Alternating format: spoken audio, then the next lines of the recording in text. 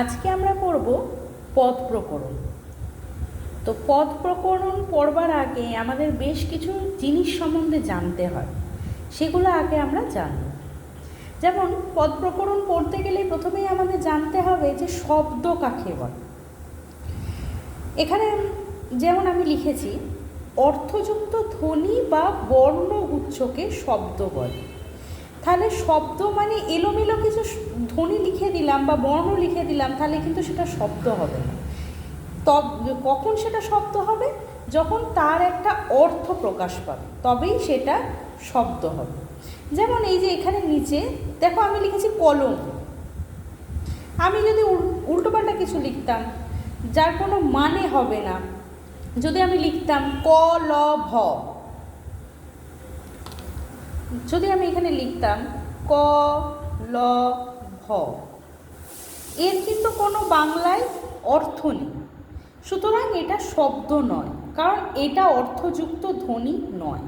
এটা অবশ্যই ধ্বনি বা বর্ণগুচ্ছ, কতগুলো বর্ণ সাজিয়ে আমি লিখেছি, এর একটা উচ্চারণ আছে, কিন্তু এর কোনো অর্থ নেই, সুতরাং এটা কিন্তু শব্দ কখনোই হবে না। এবার যখন আমরা শব্দ জিনিসটা জেনে গেলাম, তখন আমাদের বুঝতে হবে যে বাক্য কী, কারণ শব্দ থেকেই আমরা বাক্য পাই। এখানে আমি লিখেছি দেখো, শব্দগুলিকে ঠিক মতো সাজিয়ে যদি মনের ভাব সম্পূর্ণ প্রকাশ পায়, তবে তাকে বাক্য বলে। তার মানে আমি প্রথমে বললাম যে শব্দ কাকে বলে, যে অর্থযুক্ত ধ্বনি বা বর্ণগুচ্ছকে। এমন কিছু ধ্বনি বা বর্ণগুচ্ছ লিখতে হবে যার একটা অর্থ থাকবে। যেমন আমি এখানে দেখালাম এই যে এইটা শব্দ না, কেননা এর কোনো অর্থ নেই।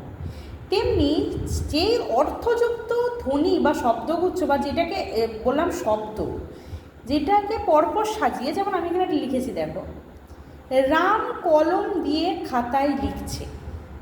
আমি যদি এখানে বলতাম যে এখানে লিখেছি রমা কলম দিয়ে খাতায় লিখছে বা লিখেছে, যদি আমি এখানে রমা কলম দিয়ে খাতায় লিখেছে এটা না লিখে লিখতাম রমা কলম খাতায়, আমি যদি এখানে লিখতাম রমা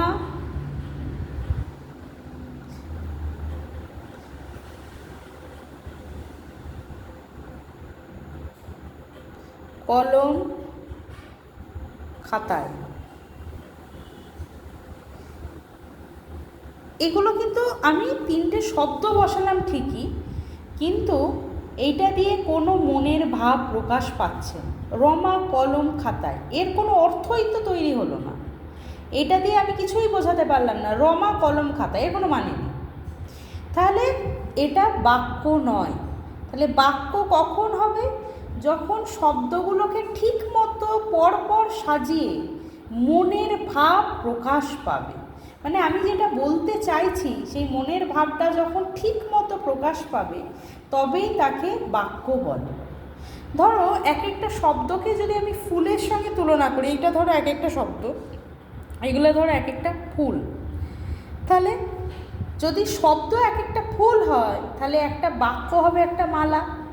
আমরা ফুলকে পরপর গেঁথে সাজিয়ে গাঁথলেই তবে সেটা একটা মালা হয়। ঠিক তেমনিভাবেই শব্দকে পরপর এমনভাবে বসাতে হবে যাতে আমি যেটা বলতে চাইছি সেই মনের ভাবটা প্রকাশ পায় এবং যার একটা নির্দিষ্ট অর্থ থাকবে, তবেই সেটা একটা সম্পূর্ণ বাক্য হবে। আচ্ছা, এরপর আমরা পড়ব বিভক্তি, যেটা আমাদের অব্যয় পদ পড়তে গেলে এই বিভক্তিটা জানতেই হবে। তাই এখানে বিভক্তি আমি একটা ছোটো করে দিয়েছি। বলছে আগে আমরা যা শিখে নিই যে বিভক্তি কাকে বলে। শব্দের সঙ্গে কিছু চিহ্ন জুড়ে পদ গঠন করা হয়, তাকে বিভক্তি বলে। যেমন ধরো আমি এখানে একটা লিখেছি রমা কলম খাতা লিখ। লিখ, কেন লিখ উচ্চারণ করলাম? ক্ষয়ের নিচে হসন্ত আছে, লিখো না, কিন্তু এর সঙ্গে কিন্তু অ আর রস্বই দীর্ঘই কিছুই যোগ হচ্ছে না। তাহলে রমা কলম খাতা লিখ, এটা কি কোনো মানে দাঁড়াচ্ছে? মানে দাঁড়াচ্ছে না। তাই এই জিনিসটা, এই যে কিছু শব্দগুচ্ছ, এই যে রমা কলম খাতা লিখ, এইটাকে আমাকে একটা সম্পূর্ণ বাক্য বানাতে হবে।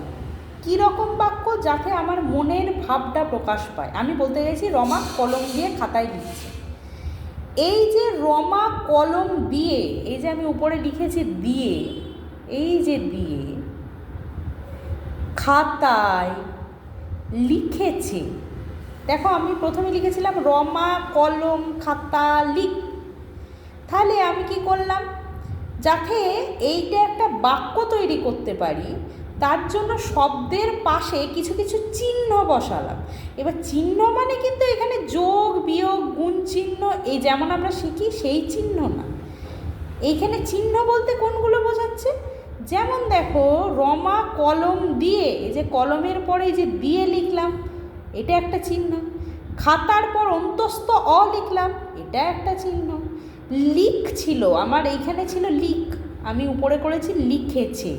তাহলে কি যোগ হয়েছে? লিখের সঙ্গে যোগ হলো এছে, এ ছয় কাছে, এই এছেটা একটা চিহ্ন।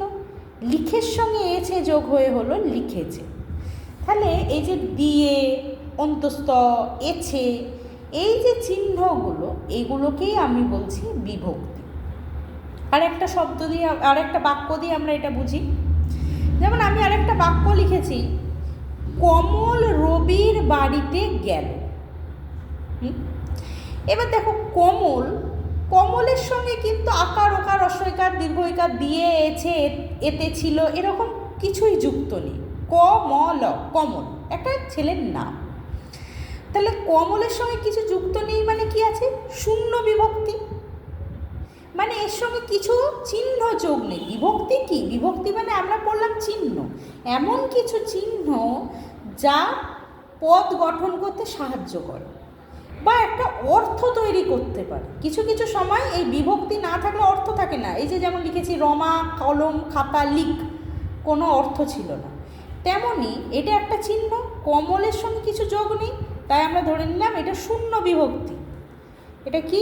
এটা হচ্ছে শূন্য।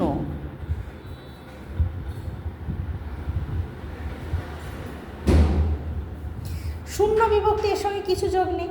তাহলে কমলের সঙ্গে শূন্য বিভক্তি। এবার কোনো জিনিসের সঙ্গে যদি শূন্য যোগ করা হয়, একের সঙ্গে শূন্য যোগ করলে কি হয়? একই হয়। দুইয়ের সঙ্গে শূন্য যোগ করলে কি হয়? দুইই হয়। তেমন কমলের সঙ্গে শূন্য যোগ করলে কমলই রয়ে যাচ্ছে, এর কোনো পরিবর্তন হচ্ছে না। এবার তারপরেরটা কি শব্দ?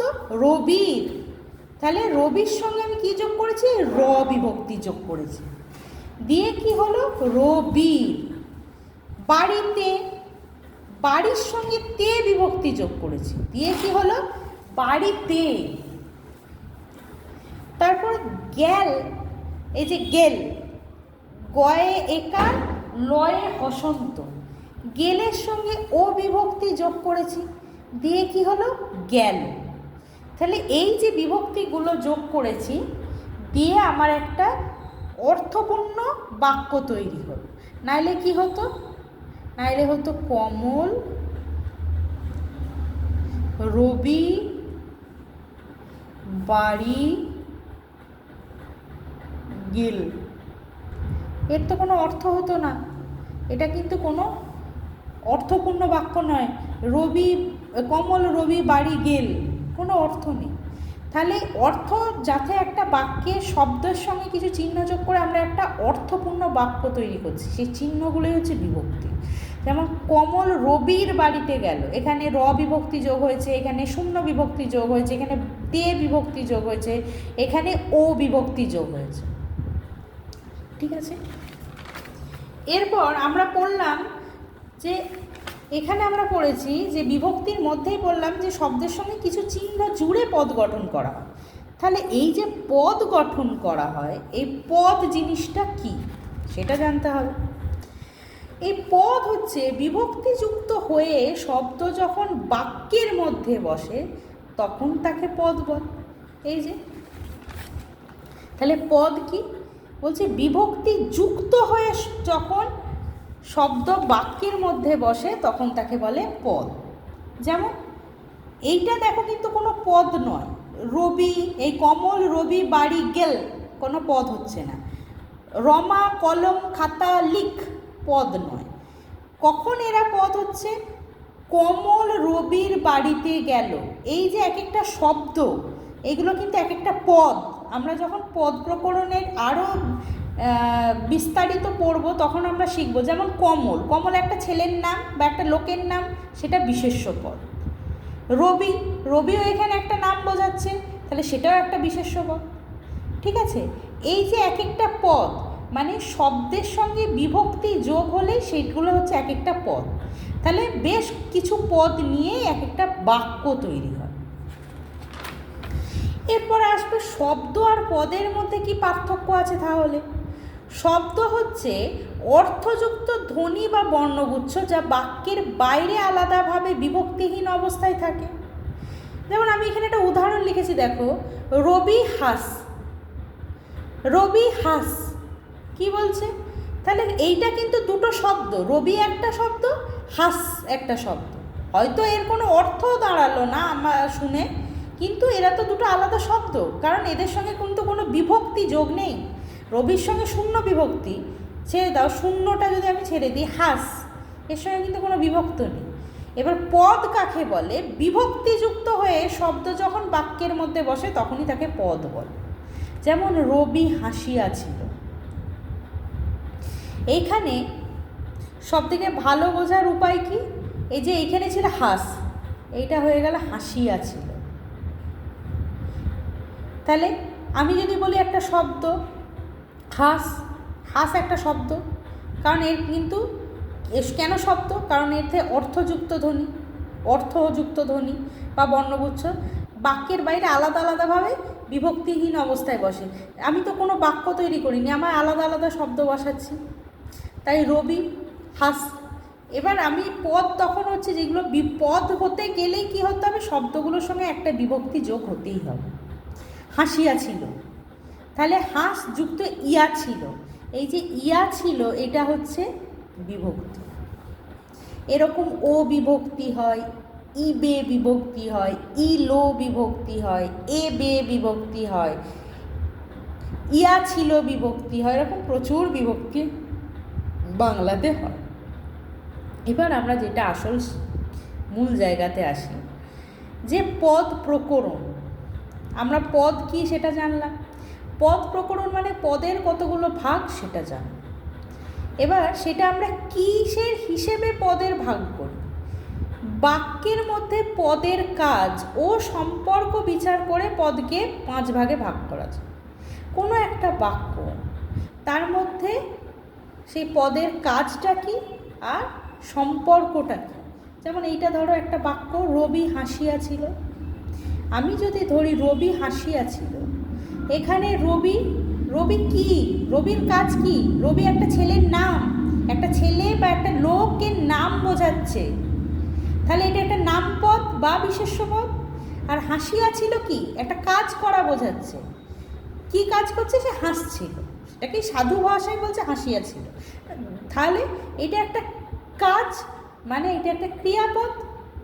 এইভাবেই আমরা বিভিন্ন পদকে ভাগ করি। যেমন পদের 5টা ভাগ কি কি? বিশেষ্য, সর্বনাম, বিশেষণ, অব্যয়, ক্রিয়া। এই পদগুলোর সম্বন্ধে, 5টা পদ সম্বন্ধে আমরা পরবর্তী ভিডিওতে জানতে পারব।